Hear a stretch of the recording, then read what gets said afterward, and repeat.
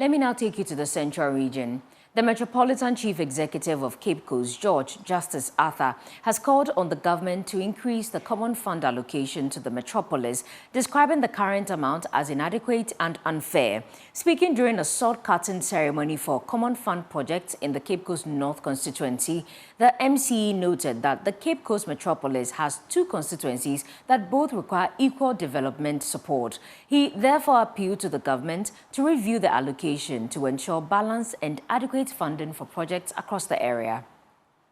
Metropolitan Chief Executive of Cape Coast, George Justice Arthur, broke ground for the construction of classroom blocks and an ultra-modern CHIPS compound in selected communities within the Cape Coast North constituency. He also commissioned a police station as part of efforts to implement his 8-year development plan.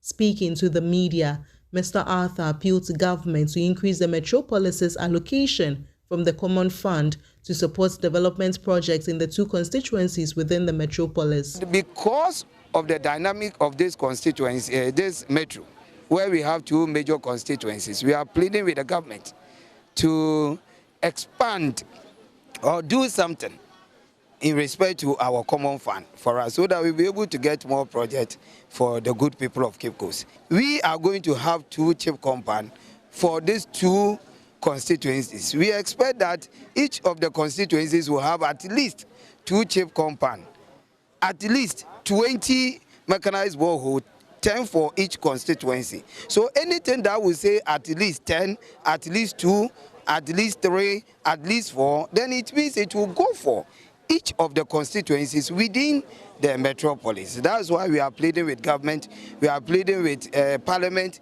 we are pleading with Ministry of Finance, we are pleading with the District Assembly Common Fund Administrator to actually do the needful for us. The Metropolitan Director of Health, Dr. Samuel Kwabnofosu, described the construction of the CHIPS compound as a major boost to healthcare delivery in the area. We are impressed as a directorate the effort the Assembly and the Honorable MP have put in the realization of this CHIPS compound. It was one of our earmark facilities, and since we are seeing it, it's a good sign that the health of Cape Coast will improve. The Metropolitan Director of Education, Thomas Kofi, also highlighted the importance of the new classroom blocks. The project has a lot of significance for education in the metropolis, because if you look at the enrollment figures in the school, it's already on the higher side.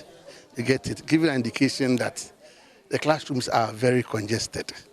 And so this project is going to give the opportunity for the metro or the school to decongest the classrooms so that at least effective teaching and learning can take place. The Member of Parliament for Cape Coast North, Dr. Kwame Namintanyako, urged residents to cultivate a strong maintenance culture and advised the youth to be mindful of their actions. I think that gradually Ghanaians are being enlightened when it comes to the culture of maintenance.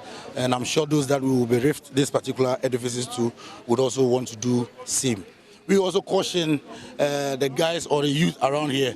Even though we have a police station here, we are hoping they will not be there. So they should also live upright so that we don't get them locked up all the time. From Cape Coast, Abigail Lesol Nkoma reports for Joy News.